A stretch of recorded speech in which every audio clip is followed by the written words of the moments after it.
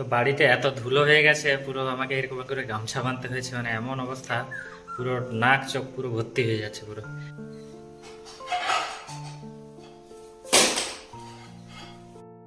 Hello everyone, welcome to my new blog. তো আজকে সোমবার, সুন্দর একটা সকাল। তো এইভাবে করে শুরু হয়েছে আজকে অ্যাকচুয়ালি মিস্ত্রি আসার কথা ছিল, দেখি তারা কি করে। এখন আমাদের বাড়ির কিছু কাজ শুরু হচ্ছে এখনো। কাজটা এরা তাড়াতাড়ি কমপ্লিট করে দিলে সুবিধা হয়। দেখি আর কতদিন সময় নেয় এরা কমপ্লিট করার জন্য। তো আমি একটু চাচ্ছিলাম যে কাজটা যদি তাড়াতাড়ি শেষ হয়ে যায় সুবিধা হয়, কিন্তু এখনো পর্যন্ত কাজ শেষ হচ্ছে না। মিস্ত্রি কখনো আসছে না, এইভাবে করে সময় কাটছে। দেখা যায় তাড়াতাড়ি ঘরটা রং করে আর টাইলসের কাজটা শেষ করে তারপরে অন্যান্য কিছু কাজের জন্য ভাবা যায়। এখন মানে সুযোগই হচ্ছে না যে অন্য কোথাও যাই বা কিছু করি। এখন মিস্ত্রিরা এইভাবে করে কাজ করছে, তো এত লেট করছে এরা। তো দেখি আজকে আবার ফোন করি, কি ব্যাপার কি বলে। এখনো পর্যন্ত তো কেউ আসেনি। এই যে এখনই মিস্ত্রিরা এলো, তারাও কাজ শুরু করেছে।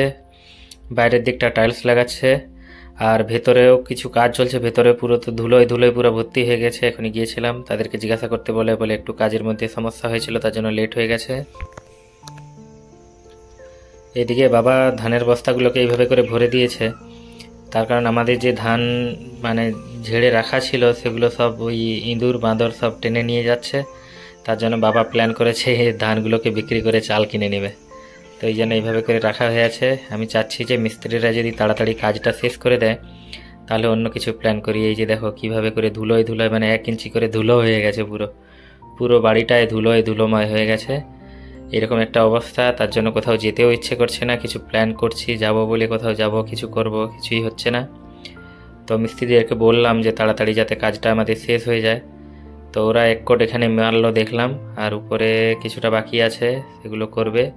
ওরা বলছে 4-5 দিন সময় নিচ্ছে ওরা। তো বাড়িতে এত ধুলো হয়ে গেছে, পুরো আমাকে এরকম করে গামছা বাঁধতে হয়েছে। মানে এমন অবস্থা, পুরো নাক চোখ পুরো ভর্তি হয়ে যাচ্ছে পুরো। ওই জন্য গামছা বেঁধে চলতে হচ্ছে, মানে এমন পরিস্থিতি। তো আজকে একটা খাওয়ান ছিল আমাদের, সে আমার একজন বন্ধু, তার রাজকুমার, তাদের বাড়িতে খাওয়ান ছিল। তাদের বাড়িতে কার্তিক ঠাকুর দিয়েছিল, সেখানে খেতে গিয়েছিলাম। তো এখনই এসছি, এসে এই কাজগুলো দেখতেছি। মানে এত বাড়িতে ধুলোয় ভরে গেছে, মানে খুব অবস্থা পুরো খারাপ পুরো একদম। পূজা তো পুরো বিরক্তি হয়ে যাচ্ছে এইসব দেখে, বলছে এমন অবস্থা, মানে চোখ চাওয়া যাচ্ছে না পুরো। তো এখন আমি ঝাড়ুটা নিয়ে কিছুটা কাজ করার জন্য প্ল্যান করছি, তার কারণ পূজা একলার উপরে অনেকটা লোড চলে আসবে। মানে এই পুরো বাড়ি ঝাঁটানো, মানে অবস্থা খারাপ হয়ে যাবে। ও আমার উপরে বিরক্তি হচ্ছে, তাই আমি নিজে থেকেও আমি বলি চলো আমি একটু ঝাড়ু মেরে তোমাদের সাথে একবার তাড়াতাড়ি কাজটা মিটিয়ে দেবো।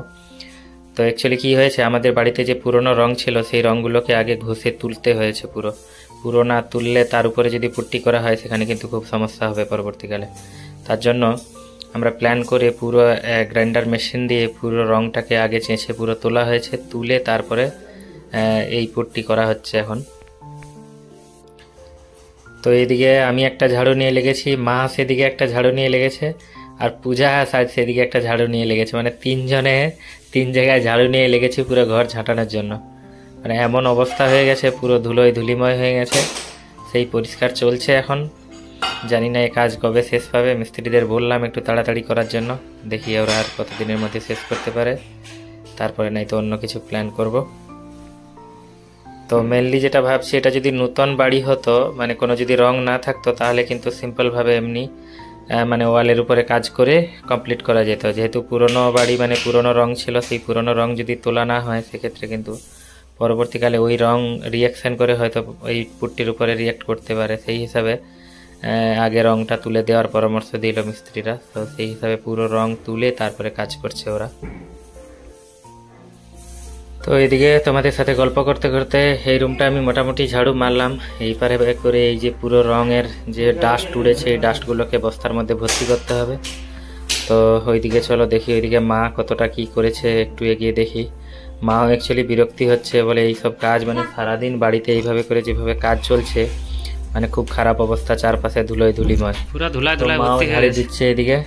তারপর আমিও কিছুটা করলাম, পূজাও কিছুটা করলো। সারাদিন এইভাবে করে ধুলো বালির মধ্যেই সময় কেটেছে। মানে এত ধুলো বাড়িতে, পুরো ধুলোয় পুরো ভরে গেছে, সাদা হয়ে গেছিল সব। পরিষ্কার করতেও পূজাও বিরক্তি হচ্ছে।